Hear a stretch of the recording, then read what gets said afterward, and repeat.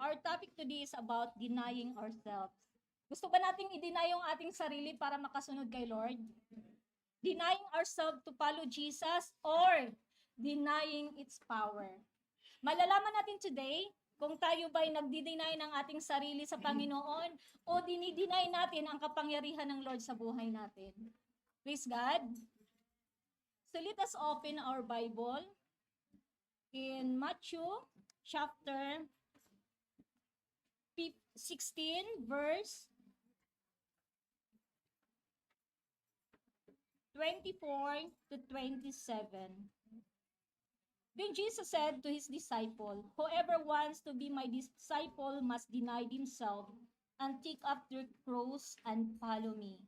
For whoever wants to save their life will lose it, but whoever lost their life for me will find it. What good it will for someone to gain the whole world yet forfeit their soul? Or what can anyone give in exchange for their soul? For the Son of Man is going to come in his Father's glory with his angels, and then he will reward each person according to what they have done." Amen. Praise God. Hallelujah. Handa na ba tayo? Are we ready to listen to the message of God? Amen. Praise God. Hallelujah. Amen. In 2 Timothy chapter 3 verse 1 to 5. Sabi dito, I will read it in Tagalog. Dapat mong malaman na sa mga huling araw ay darating ang mga panahon ng kaguluhan. Nasa huling araw na ba tayo ngayon? Amen. I believe, no? Sapagkat ang mga tao ay magiging maibigin sa sarili, maibigin sa salapi, palalo, mapagmataas, mapagsamantala, suwail sa magulang, walang utang na loob at lapastangan sa Diyos. Sila'y magiging walang pagmamahal sa kapwa, walang habag, mapanirang puri, walang pagpipigil sa sarili, marahas at walang pagpapahalaga sa mabuti. Sila'y magiging taksil, padalos-dalos, mayabang, maibigin sa kalayawan sa halip na maibigin sa Diyos. Sila'y may anyo ng pagiging makadiyos, ngunit hindi naman makikita ang kapangyarihan nito sa kanilang pamumuhay. Iwasan mo ang ganyang uri ng tao. Amen? Praise God.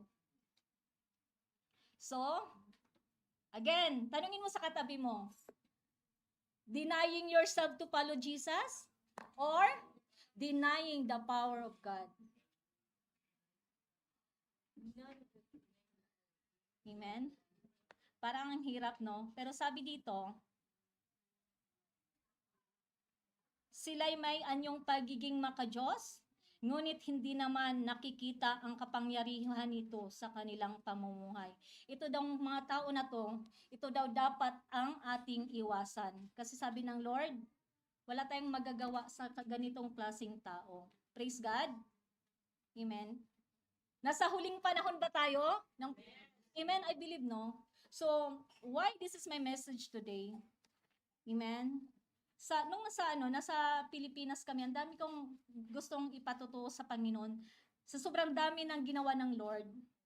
Sabi ni Pastora Richelle, I just remember, sabi niya, when you go back to Dubai, no need for you to make I know marami kang ipatotoo kasi sobrang napakadami ng ginawa ng Lord. But hindi pala yung mga ina-expect niya na ipatotoo ka sa Panginoon. Amen? Kasi nung nasa eroplano, Pastor Ali don't know what happened, but ako lang ang nakaka-encounter nito. From Korea to Abu Dhabi, sobrang sarap ng aming tulog kasi syempre di ba pagod ka, nasa eroplano kami. Nagising na lang ako na hindi na ako nakakahinga. Pilit kong humihinga, pero hindi ko talaga alam kung paano huminga. Alam mo, hindi na ako makahinga. So, dahil hindi ako makahinga, gusto kong si Pastor agisingin, pero sobrang tulog na tulog siya. Tumingin ako sa paligid, lahat sila tulog. So talagang big tap nung habang hinahanap ko yung hininga ko, biglang sumakit yung ulo ko. So pumunta ako sa toilet. Nung pagpupunta ko sa toilet, alam mo yung nanlamig ka na hindi ka makahinga. As in talagang sobrang tagal ko sa toilet na pinipisil-pisil ko yung aking ano na gusto kong huminga pero di talaga ako makahinga. But while in the toilet, nung nasa toilet ako, sabi ko, let your will be done, Lord. I done my part. Praise God. I done my part. Sabi ko, but one thing nabanggit ko sa Lord, sabi ko, wag mo akong kalimutan. No? Praise God. Amen. Naiyak ako. Naiyak ako kasi sobrang, alam mo, sobrang, hindi ko ma-explain. Talagang, nawala na talaga ako, as in, nawala na talaga ako ng malay. So, sobrang, ano ko kay Lord, sabi ko, Lord, alalahanin mo yung lingkod mo at huwag mo akong kalimutan. Amen. Pero sabi ko, Lord, kung will mo na talaga na hanggang dito na lang ako, sabi ko, parang napakalungkot naman, pero sabi ko, bigyan mo ako ng isa pang pagkakataon. Parang sabi ko, gusto ko makita yung mga anak ko. Sabi ko ganun. Then, bigla akong nagsuka. Ay, vomit, talagang grabe, talagang sobrang suka ko. Tapos yung panlalamig ng buong katawan ko, as in talagang lamig na ako. Bigla akong nakaramdam ng init sa ulo ko.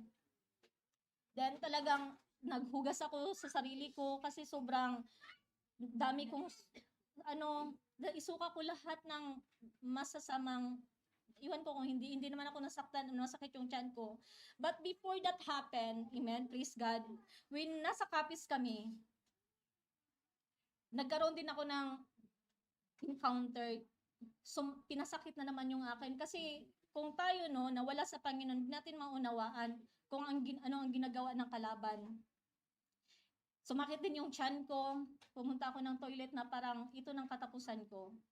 Then, it's happened, parang sabi ko, ayoko mag-isip ng gano'n, no? Kasi nasa Panginoon tayo. Pero talagang grabe yung atake sa akin. Then, same thing, nung nasa Marinduque kami, ganon din, may nangyari din sa akin na talagang nanghihina ko na hindi nila ako maintindihan.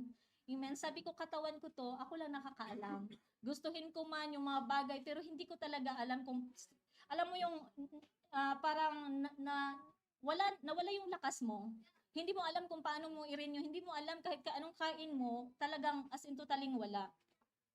Then yung pangatlo, yun nga nasa eroplano ako na talagang di na ako makahinga, na hinahanap ko yung paghinga ko. Pero kung tutuusin, sobrang okay ako sa buong buwan na yon. Pero that time, nung nasa eroplano ako, doon ko talaga pinatunayan na anytime pwede tayong kunin ng Panginoon. Kahit malakas ka, anytime pwede kang kunin ng Panginoon. Praise God.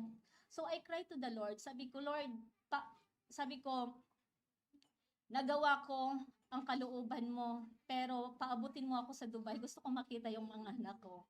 Praise God. But nung nasa eroplano ako, talagang hindi ni Pastor Ali alam na talagang I'm struggling. Sobrang hanggang dumating kami dito. Nung dumating ako dito, sabi niya, bakit iba yung pakaramdam mo, talagang tulog lang? Ay, hindi mo ako tulog ng tulog. Naramdam kong nanghihina talaga ako. Amen.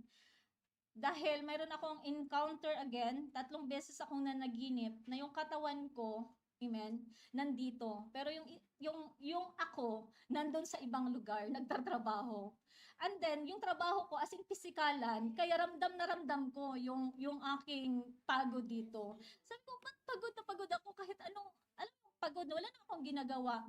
The same scenario, ay hindi na same scenario, same sa panaginip ko, nagtatrabaho na naman ako sa isang lugar, dinadala ako sa isang lugar, nagtatrabaho, yun ang nararamdaman ko. So, ibig sabihin, praise God, na habang tayo natutulog, maraming nangyayari na hindi natin alam. Amen? Praise God. So talagang sabi ko, Lord, kaya ako habang natutulog talaga naglalagay ako ng oil, ng olive oil, ng asin, kung ano-ano na nilalagay ko kasi anytime pwede tayong atakihin. Amen? Kaya, yun ang aking patutuo na talagang our tomorrow is not guaranteed. Anytime. Anytime.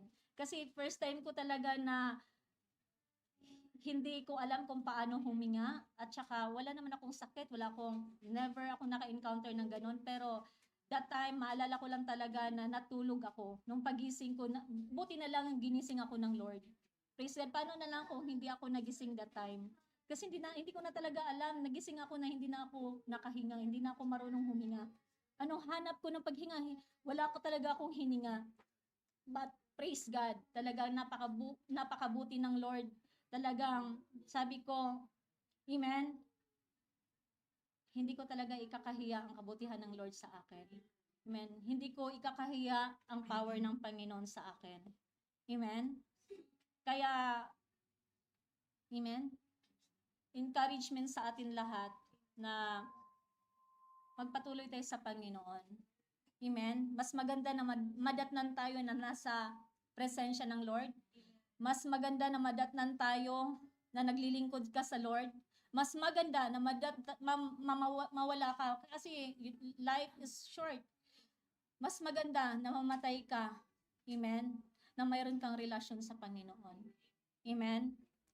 Kaya sabi dito, no, praise God, sabi dito, dapat mong malaman sa mga huling araw na ang huling araw ay darating ang mga panahon ng kaguluhan, sapagkat ang mga taong sapagkat ang mga taong magiging maibigin sa sarili, amen, tayo ba yan? Maibigin sa salapi, tayo ba yan? Palalo, amen, mapagmataas, mapagsamantala, suwail sa magulang, walang utang na loob, kasama pala ang walang utang na loob dito, no? Pero ang mga Kristiyano right now, hanggang ngayon, marami pa rin walang utang na loob. Amen. Nakakalungkot. Very simple. Amen. Walang utang na loob. I will just give an example. Kasi uso tong walang utang na loob sa Pilipinas di ba? Pag wala kang bigas, pupunta ka sa tindahan. Pautang ng bigas. Pag sumahod ka, doon ka sa kabila bumili ng bigas. Aside na hindi mo binayaran yung utang mo, doon ka pa bumili ng bigas sa yung Iyon ang mga taong walang utang na loob. Tama po ba? Amen, praise God. Nakakalungkot, no? Dapat wala na dito, no? Sa atin na nakakilala na sa Panginoon. Amen? Minsan, yung mga taong tumutulong sa atin, gumagawa na sa atin ng mabuti, ito pa yung ating, uso na daw yung ngayon Kaya nakakatakot tumulong. Pag tumulong ka, ikaw pang masama. Saan ka lulugar? Pag tumulong ka,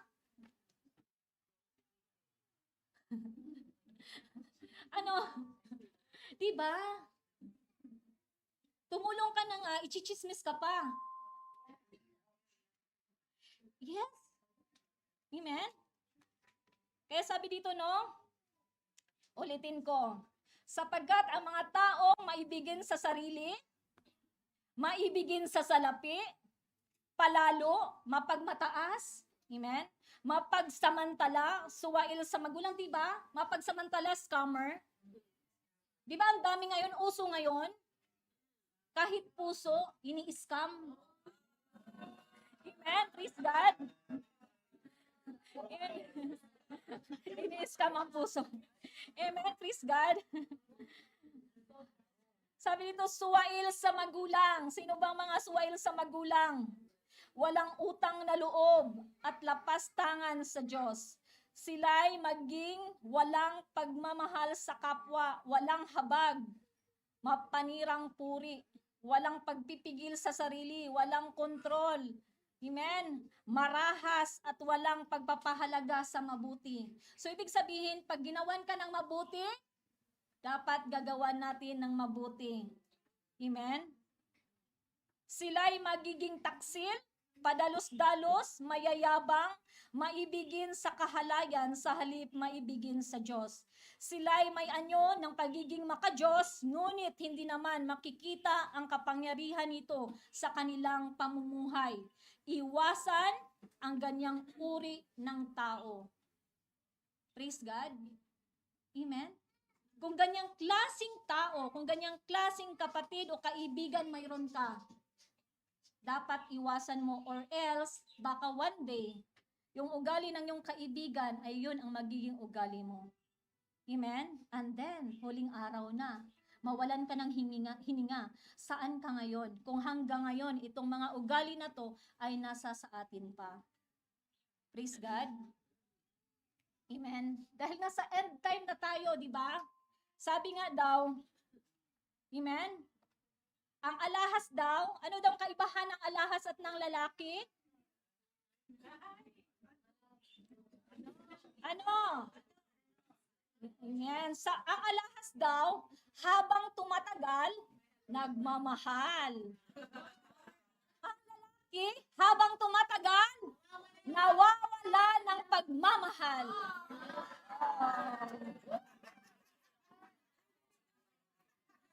Praise God. Amen. Hallelujah. Amen.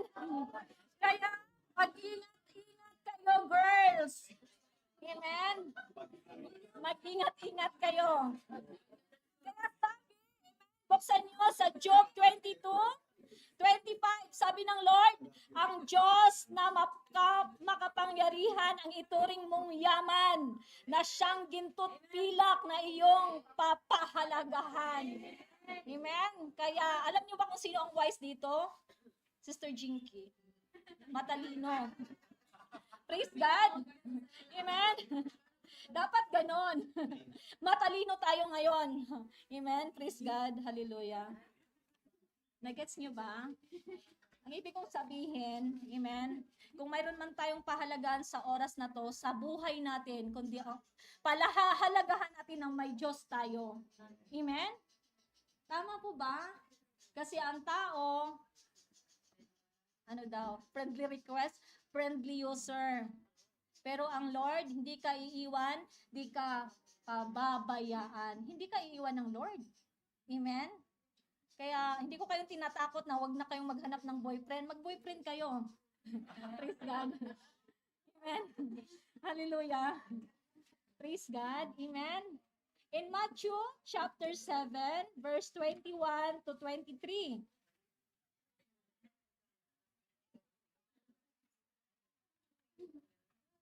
Matthew 7:21 to 23, Jesus tell us on that day, judgment, there will be some who surprised to find that they are outside at the kingdom of God.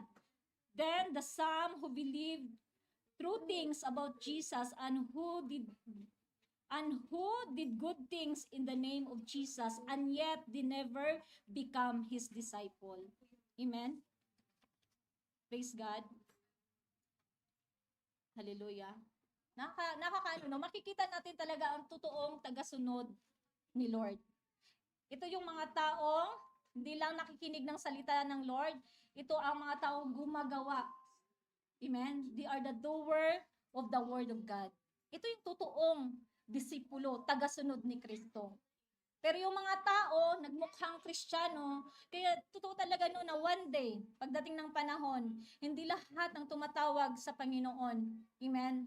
Yes. Not everyone who says to me, Lord, Lord, will enter the kingdom of heaven, but only the one who does the will of my Father, who is in heaven.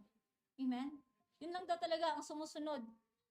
Amen? Sa salita ng Panginoon. Amen? Kaya, praise God. In Matthew 16:24 to 27, sabi dito, sinabi ni Jesus sa kanyang alagad, sino mang nagnanais sumunod sa akin, ay kailangang itakwil ang kanyang sarili, pasanin ang krus at sumunod sa akin. Ang naghahangad na magliligtas sa kanyang buhay ay mawawala nito. Ngunit ang mawawala ng kanyang buhay alang-alang sa akin ay magkakamit nito. Sapagkat ano ba ang mapapala ng isang tao? Makantan man niya ang buong daigdig, ngunit mapapahamak naman ang kanyang sarili. Amen? Praise God. Anong ang maibigay ng isang tao kapalit ng kanyang buhay? Sapagkat darating ang anak ng tao na kasama ang kanyang mga anghel at taglay ang dakilang kapangyarihan sa kanyang ama. Sa panahong iyo'y gagantimpalaan niya ang bawat tao ayon sa kanyang ginagawa. Amen? Kaya totoo talaga yung serving God. Amen? Hindi mo pwedeng ikumpara ang sarili mo sa yung kapatid, no? Yung paglilingkod mo kasi work out your own salvation. Amen, kasi sa yung ginagawa, you will rewarded naman pagdating ng panahon. Amen. Tama po ba? Kasi minsan, no, talagang hindi lang minsan. Amen. Kadalasan, amen. Marami sa atin no, nakakaramdam kasi talagang tao lang tayo nakakaramdam ng pagod. Amen. Amen? Pero, pagsikapan natin na masunod ang kalooban ng Panginoon, pagsikapan natin, amen? Na talagang tayo talaga yung nakikinig ng salita ng Lord na ginagawa natin, sinusunod natin ang salita ng Panginoon. Kasi sabi ng Lord, sapagkat darating ang anak ng tao na kasama ang kanyang mga anghel at taglay ang dakilang kapangyarihan ng kanyang ama. Sa panahong iyo'y gagantimpalaan niya ang bawat tao ayon sa kanyang ginagawa. Kung ikaw naman ay wala kang ginawa sa iyong ministry, kung ikaw naman ngayon ay wala kang ginawa, amen? Anong igagantimpala sa iyo ng Lord? Wala. Praise God. Hallelujah. Naintindihan ba natin? Parang seryoso kayo masyado. Amen? Hallelujah. Amen? Kaya totoo talaga no, na denying ourselves for Jesus, talagang, kaya nga sabi ko, bago pala kami pumunta ng Philippines, nag-struggle talaga ako kasi ayoko talagang umalis. Ayoko talagang umalis kasi syempre first time kong maiwan yung aking mga anak. Amen? But talagang inaano ako ng Lord. Amen? Talagang the Word of God, talagang pinapaalala niya sa akin kung totoo kang disipulo ko. Amen? Kung ang sinumang nagmahal ng higit sa akin ay hindi makakasunod sa akin. Amen? So I deny myself, I obey the Lord. Amen? Mahirap man siya, pero you need to obey the Lord. Amen? Praise God. Kasi ang tao, napakaganda ng plano. Walang pasok ngayon. Ang mga bata, gusto namin mag-relax. Ganun, no? Kasi sa araw-araw na talagang may pasok, talagang walang tulog. Pero ibang plano ng Lord sa plano ng tao. Amen? Mas maganda pa rin ang plano ng Panginoon sa buhay natin. Amen. Kasi sabi ng Lord, wala daw tayong pwedeng dadalhin sa Panginoon. Wala tayong pwedeng dalhin. Amen. Wala tayong pwedeng dalhin sa Panginoon, kundi yung kaluluwa. Amen. Kaya mo bang i-deny yung sarili mo para makawin ng kaluluwa at madala sa Panginoon? Amen. Na-deny na ba natin yung sarili natin? Amen. Para makapag-win? Amen. Praise God. Hallelujah. Kaya sabi dito, no, sa Luke 9:57-62, basahin natin. Hallelujah. Sabi dito sa Tagalog, samantalang sila'y naglalakad, may isang lalaking lumapit at nagsabi kay Jesus, susunod po ako sa inyo kahit saan kayo pupunta. Sumagot si Jesus, may lungga ang asong gubat at may pugad ang mga ibon, ngunit ang anak ng tao ay wala man lamang mapagpahingahan. At sinabi naman sa isa, susunod ka sa akin. Ang sinabi naman niya sa isa, susunod ka sa akin. Ngunit sumagot ito, Panginoon, hayaan lang mo po muna ninyong mapalibing ko ang aking ama. Sinabi ni Jesus sa kanya, hayaan mo ang mga patay ang maglibing sa kanilang mga patay. Ngunit humayo ka at ipahayag mo ang kaharian ng Diyos. Amen. Praise God. Kaya salamat no sa testimony ni Pastora Marge. Amen. Kaya niyang ipahayag, amen, ang salita ng Panginoon. Ibig sabihin, kahit anong sitwasyon mayroon ka, deny yourself, preach the word. Ibig sabihin, kahit nasasaktan ka, kahit nahihirapan ka, dapat makikita si Lord sa'yo. Hindi yung nahihirapan ka talagang pinakita mo na iba na yung mukha mo. Amen? Kaninong kamukha ka na? Amen? That is denying Jesus in your life. Amen? So, ibig sabihin, hindi sakit at karamdaman, hindi hirap, amen, ang dahilan para ma-deny si Lord sa buhay mo. Amen? Kasi if you deny God, He will deny you one day. Amen? Kaya yung paglilingkod natin at pagkilala natin sa Panginoon, yung paglilingkod natin sa Panginoon, hindi to biro. Amen? Praise God. Seryoso ang Lord. Pinapaalalahanan tayo ni Lord para pagdating ng panahon, amen, lahat tayo makapasok sa kaharian ng Lord. Walang maiiwan sa atin. Amen? Praise God. Kaya sabi di pa sa 62, sabi dito, ang ganito naman ang tugon ni Jesus.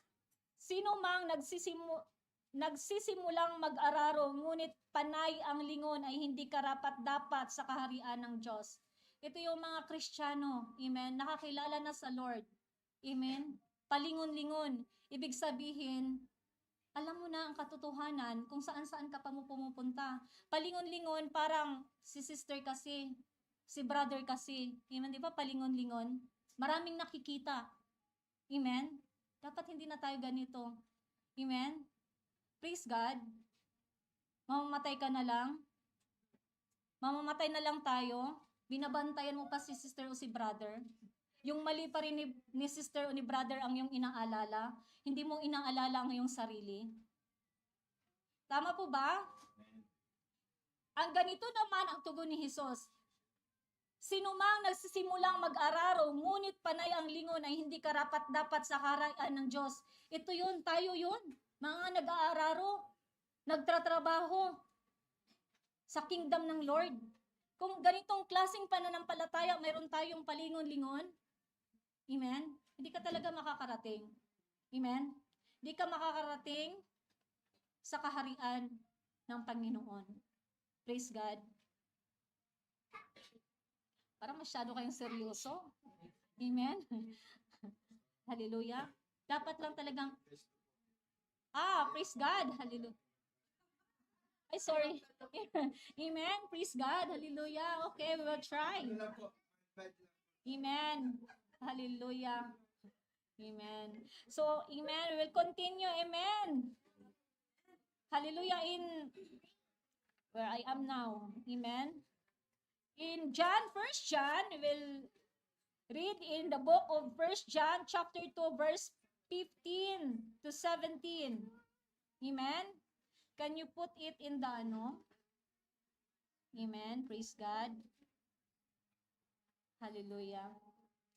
It says here, Tagalog kasi na-prepare ko dito, kuya eh. Amen. Praise God. Sabi dito, huwag ninyong ibigin ang sanlibutan o ang mga bagay na nasa sanlibutan. Sabi dito, ang umibig sa sanlibutan ay hindi umiibig sa Ama. Ang lahat ay nasa sanlibutan. Ang pagnanasa ng laman, ang pagnanasa ng mga mata at ang mga pagmamalaki sa buhay na ito ay hindi nagmumula sa Ama, kundi sa sanlibutan. Amen? It is very clear for us, that the Word of God is really true. Sabi dito, do not love the world or anything in the world. If anyone loves the world, love for the Father is not in them. For everything in the world, the lust of the flesh, the lust of the eyes, and the pride of life, comes not from the Father, but from the world. Amen? In 17, the world and its desire passed away, but whoever does the will of God lives forever. Amen? So, it means, kailangan talaga kasi, habang palapit, while the end times is here, while parang nasa na tayo eh, nasa huling araw ng Lord, talagang this is the last day. Hindi natin alam kung kailan. Pero kasi, but even me, nararamdaman ko na talagang malapit na. Amen? Sobrang lapit na ng pagdating ng Panginoon. Kaya sabi dito, huwag ninyong ibigin ang sanlibutan o mga bagay na nasa sanlibutan kasi kaya minsan ang tao hindi nakapunta sa church. Amen? Praise God. Hindi sunod, amen, sa salita ng Lord. Bakit? Dahil sobrang busy sa world. Amen? Praise God. Kaya sabi no sa Romans 12:2, do not conform to the pattern of this world, but be transformed by the renewing of your mind. Then you will able to test and approve what God will is His good, pleasing, and perfect will. Amen? Kaya pinaalalahanan tayo ng Lord na wag daw tayong makiayon sa takbo ng mundo. Sa halip, hayaan ninyong baguhin ng Diyos ang inyong pag-iisip. Amen? Hayaan daw nating baguhin. Hayaan daw nating baguhin ng Diyos ang ating mga pag-iisip. Bakit? Bakit gusto ng Lord na baguhin ang ating pag-iisip? Dahil ang ating isip minsan ay marumi. Amen? Akala mo, napaka-healthy mo, wala kang sakit, pero yung isip mo, may sakit. So, anong tawag sa'yo? Kung may sakit ka sa isip, praise God. Hallelujah. Amen? Hallelujah. Kaya talagang napakabuti ng Lord, no? Na pinapaalalahanan at talagang sabi ko nga, ako nahihirapan talaga ako sa message ng Lord. Kasi very hard. Sabi ko may mga bago. Pero di natin alam. Amen? Kung ano ang gusto ng Lord. Amen? Kung hindi mo masabi ang salita ng Lord, tas katapusan na ng mundo, marami pa rin taong walang utang na loob, anong mangyayari sa kanila? Praise God. Mga taong suwail sa magulang, anong mangyayari sa kanila? Amen? Praise God. Kaya sabi dito, no,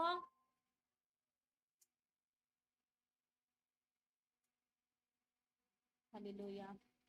Kaya sabi dito sa halip, hayaan ninyong baguhin ng Diyos ang inyong pag-iisip upang maunawaan ninyo ang kanyang kalooban. Sa gayon magagawa ninyo kung ano ang mabuti, kalugod-lugod at ganap na kalooban ng Diyos. Ano ba ang mga kalooban ng Diyos? Amen? Ang kalooban ng Diyos na pumunta ka sa kanyang presensya. Amen? Kilalanin mo ang Lord, meditate His word day and night. Amen? O marami pa tayong panahon sa mga bagay na hindi nakakatulong sa atin. Amen? Kasi sa church, minsan, sabi nga, may mga church no, na pinipili nila ang kanilang sinasabi. Amen? Kasi sabi nila, hindi lahat ng ating pananampalataya ay pari-pariho. Yes, hindi lahat ng ating pananampalataya ay pari-pariho. Amen? Pero hanggang kailan tayo magiging bata sa ating pananampalataya? Amen? Hindi tayo makakausad. Amen? Kasi kailangan ito lang yung i-preach ko. Sabihin ko lang, seek ye first the kingdom of God and His righteousness, and all these things shall be added unto you. Praise God. Hanggang doon na lang tayo. Why? Kasi hindi ka pwedeng mag-preach ng medyo hard. Kasi they are bata sa kanilang pananampalataya. But don't you know that si Lord ang mag-iingat at si Lord ang magpapaunawa sa kanila. Amen? We don't know na yun pala ang kailangan ng tao. No? We don't know na bukas wala ka na pala ang iyong kapatid. Tapos hindi pa niya napapakinggan ang nais na ipagawa sa kanya ng Panginoon. Amen? Kaya talagang magagawa mo ang kalooban ng Lord. Amen? Kung nasa sayo ang Espiritu ng Lord. Ang Espiritu naman ng Lord, anong Espiritu ng Lord? Matitis mo naman ang Espiritu ng Lord, di ba? Ang Espiritu ng Lord ay kapayapaan, love, joy, peace, amen? Patient, praise God. Maano natin, matitis natin yung Espiritu ng Panginoon sa sarili natin. Kung nasa atin na ba? May kapayapaan na ba tayo? May pag-ibig na ba tayo? Mayroon kang pag-ibig. Amen? Wala ka namang pag-asa. Amen? It's not complete. Kailangan lahat, the fruit of Holy Spirit, the Spirit of God will be with you. Amen? Mayroong pag-asa. Kasi yung tao, minsan may mga tao na sa panahon ngayon na mas kailangan nila na encouragement. So kung tayo nagdadala ng salita ng Panginoon, meron ka nga pag-ibig, kaya nag-evangelize ka. Pero hindi naman makikita sa'yo. Nang i-evangelize mo, walang pag-asa sa'yo. Amen? Nag-evangelize ka, mayroon ka nga pag-ibig at mayroong pag-asa. Wala ka namang peace. Amen? Pwede ba yon? Hindi. Paano mo mapapaliwanag sa kanya? Paano maintindihan ng tao kung ikaw mismo, aligaga, wala kang kapayapaan sa sarili mo? Marami kang kinatatakutan. Amen? Kaya ang pagpapahayag sa kaharian ng Panginoon, kailangan complete gear ka, dala-dala mo, dapat suot mo. Amen? Suot natin ang salita ng Panginoon, dala natin ang salita ng Panginoon. Wala kang dapat katakutan. Hindi dapat dahil tayo matakot na hindi maunawaan ng tao ang iyong nais iparating ng Panginoon. Amen po ba? Naintindihan ba natin? Amen? Kaya di ba sabi ko, yung ating topic na yon, we need to assess ourselves. Amen? I am denying myself to follow God, o I am the Christian. Ako yung Kristiyano na dinideny ko ang power ng Lord. Saan doon? Saan ka ngayon doon? Amen? Praise God. Mas masaklap, no? Ang mga taong, ano sabi doon? Mas mahirap. Ang mga taong dinideny nila ang kapangyarihan ng Lord. At ikaw mismo, makikita mo, ikaw mismo, matitest mo sa sarili mo, ako ba to? Ito pa ba ako ngayon? Amen? Kaya si Lord, ang salita ng Lord ay talagang tagos. Saan? Tagos sa puso, tagos sa ating buto. Amen? But I believe, no, na mauunawaan natin ang mensahe ng Lord sa atin ngayon. Praise God. Kaya sabi dito, no, in Matthew 24:10-13, hallelujah. At dahil dito marami ang tatalikod sa kanilang pananampalataya, mapupuot sila at magtataksil sa isa't isa. Marami ang magpapanggap na propita at ililigaw ang mga tao. Lalaganap ang kasamaan, kaya't manlalamig ang pag-ibig ng marami. Ngunit ang mananatiling tapat hanggang wagas ay siyang maliligtas. Amen? Amen? Taglamig ba ngayon? Tag-init. Amen? Tag-init, taglamig sa ating pananampalataya, pero napakainit sa Dubai. Praise God. Pero dito, sabi dito sa 1 Corinthians 15:58, sabi dito, kaya nga mga minamahal kong kapatid, magpakatatag kayo at huwag matinag, maging masipag kayo palagi sa paglilingkod sa Panginoon dahil alam ninyong hindi masasayang ang inyong pagpapagal para sa Kanya. Amen? Kaya talagang may kaakibat, no, yung ating paglilingkod. Huwag tayong huwag tayong panghinaan o huwag tayong mapagod. Amen? Sa ating paglilingkod sa Panginoon. Kasi, sabi ng Lord, napakalinaw ng salita ng Lord, maging masipag kayo palagi sa paglilingkod sa Panginoon. Mas magandang pagsilbihan ng Panginoon. Amen? Kaysa tao. Amen? Kaya nga sabi ko nga, kung may maganda kang investment, si Lord. Amen? Praise God. Hallelujah. Hallelujah, Jesus. Amen? Kaya tayong lahat ay tumayo. Amen? Hallelujah. Hallelujah, Jesus. Hallelujah, Lord. We praise you, Lord, and we glorify you, God. Hallelujah. Lord, patuloy kami, Ama, na lumalapit sa iyo, Ama. Kaya, Lord, sa oras na ito, Ama, kung ano man ang aming mga nagawa, Lord, na hindi ka makita sa aming buhay. Sa oras na ito, Ama, hallelujah, tanggalin mo ito, Ama.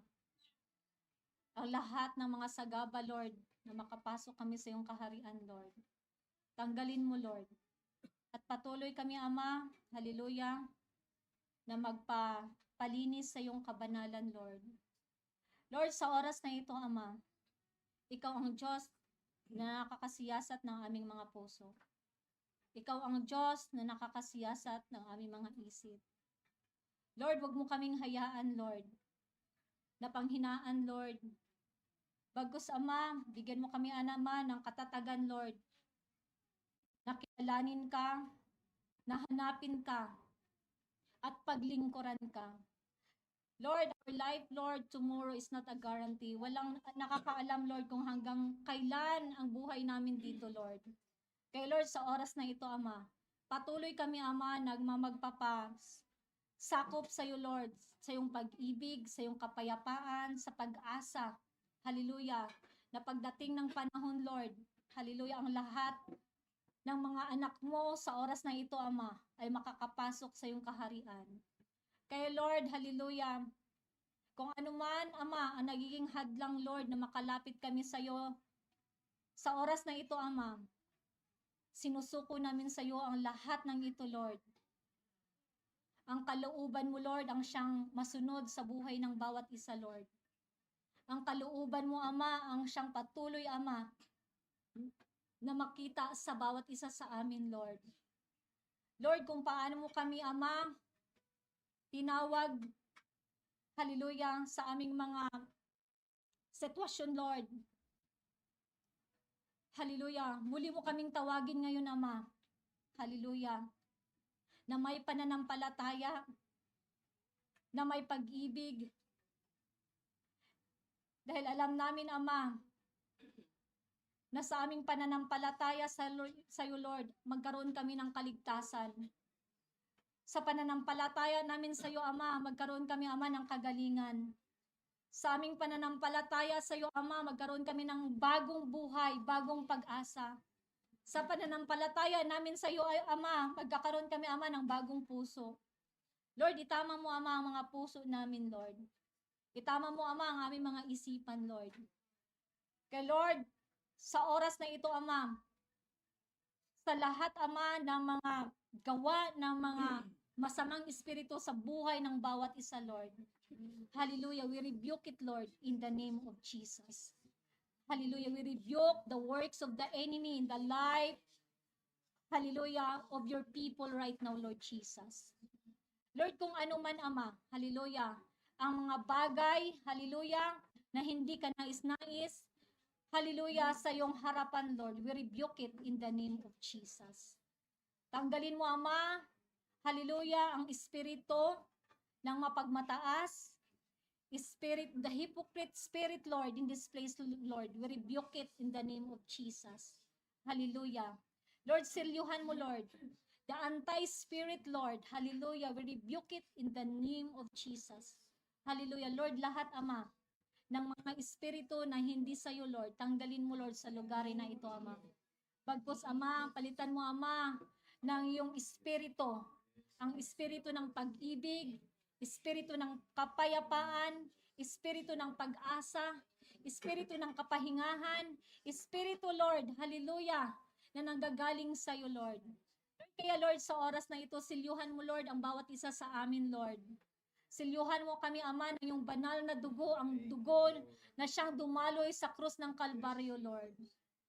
Lord, sa lahat, Lord, hallelujah, ng mga anak mo na nandito ngayon, Lord.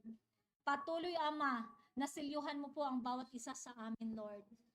Lord, hallelujah, hindi kami, Ama, nakatuon, Lord, hallelujah, sa mga bagay na nasansanlibutan, Lord. Bagkus, Ama, turuan mo kami, Ama, na ituon namin, Ama, ang aming mga mata, hallelujah, sa iyo lamang, Lord. Sa iyong mga ginagawa, sa iyong kabutihan sa bawat isa sa amin. Lord, you are the source of everything. You are the source of life, Lord. Kahit ang buhay namin, Lord, ay hindi sa amin. Kaya patuloy kami, Ama, na magpapasakop sa iyo, Lord. Let your will be done, Lord. Hallelujah. In the life of your people, Lord. Let your kingdom come, Lord, in the life of your people. Hallelujah. Lord, ito, Ama, ang aming samot dalangin. In the name of the Father, the Son, and the Holy Spirit. In Jesus' name, Amen. Amen.